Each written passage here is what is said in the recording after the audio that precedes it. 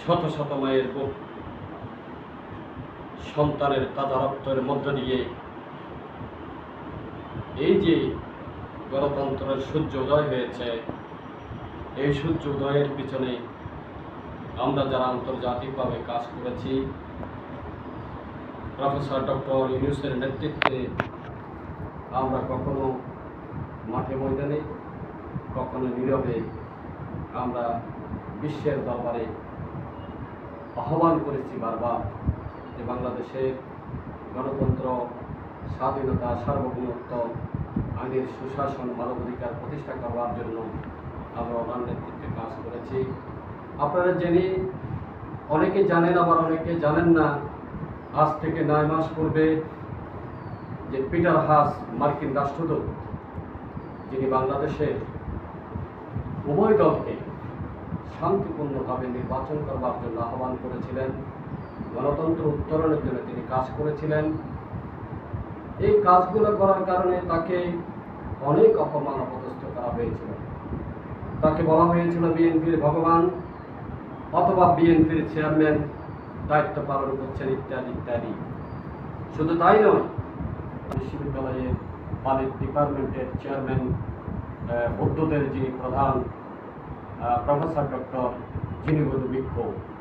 তো আমি আজকে তাৎক্ষণিকভাবে এই আয়োজনটা শুধুমাত্র যে নবনিযুক্ত নিয়োগপ্রাপ্ত জনাব মোহাম্মদ আব্দুল গনির যে নিয়োগকে আপনাদের মাধ্যমে দেশ এবং জাতিকে জানানোর জন্য আপনাদেরকে কষ্ট দিয়েছি। আমি এখন এই পর্যায়ে আমার ডানে আছেন আন্তর্জাতিক মানবাধিকার কমিশনের অ্যাসিস্ট্যান্ট অ্যাফেয়ার্স ল সেক্রেটারি জনাব সিরাজুল ইসলাম সরকার। আমার বামে আছেন আমাদের আন্তর্জাতিক মানবাধিকার কমিশনের নবনিযুক্ত সদস্য, যিনি নির্বাহী সদস্য পদ নিয়োগ লাভ করেছেন, মোহাম্মদ আব্দুল গনি। এবং আমার পাশে আছেন আমাদের কেন্দ্রীয় কমিটির সদস্য সাদেক ভাই, আমাদের সমর্থক আছেন আমার ভাই। তো আপনাদের সকলকে আজকের এই অনুষ্ঠানে স্বাগত জানাই। আপনাদের এই কষ্ট করে আসা আপনাদের উপস্থিতিকে অভিনন্দন জানাই। যদি আপনাদের কোনো ধরনের কথাবার্তা, প্রশ্ন বা আমাদের নবনিযুক্ত নির্বাহী কমিটির সদস্যের নিকট থেকে কিছু জানার থাকে, তাহলে আপনারা জানতে পারেন। আপনাদের সকলকে ধন্যবাদ।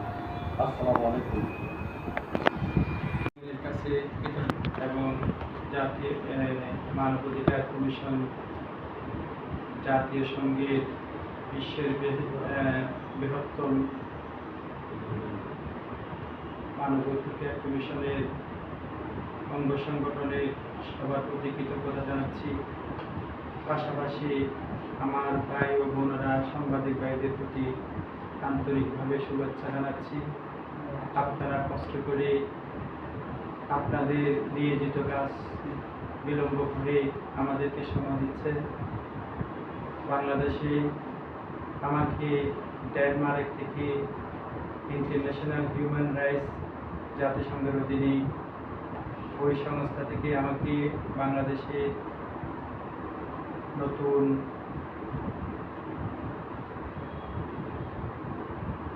সম্পাদক হিসাবে, নতুন আন্তর্জাতিক গলা চেপে ধরে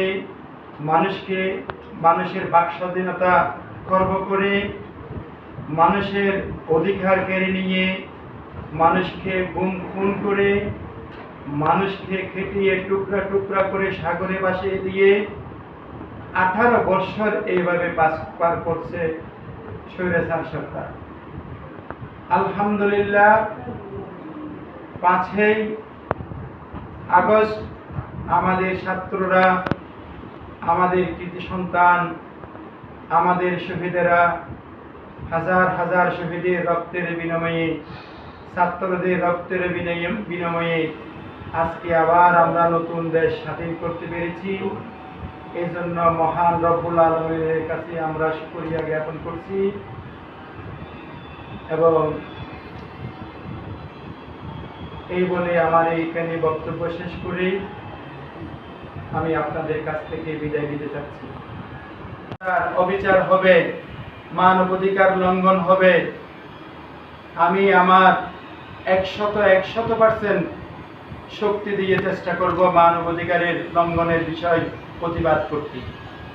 বিগত আমলে আমরা করতে পারি নাই, আশা করছি ইনশাআল্লাহ এখন আমরা করতে পারব।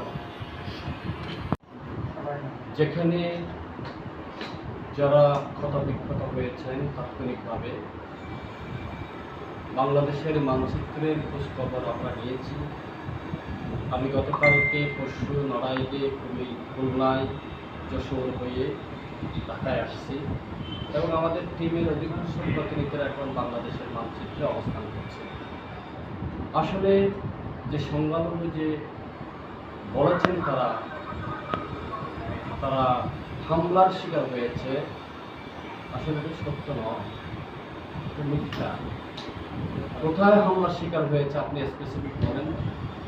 আমরা তো প্রতিটা জেলায় এবং প্রতিটা থানায় আমাদের প্রতিনিধি আছে, হ্যাঁ কিছু হয়েছে, তবে সেটা এই মূল স্রোতধারার বাহিরে, বৈষম্য বিরোধী ছাত্র সমাজের আদর্শের বাহিরে। বৈষম্য বিরোধী ছাত্র সমাজকে এদেশের বড় বড় দলগুলো সাপোর্ট দিয়েছে, তাও এলিগেন্ট পাওয়ার।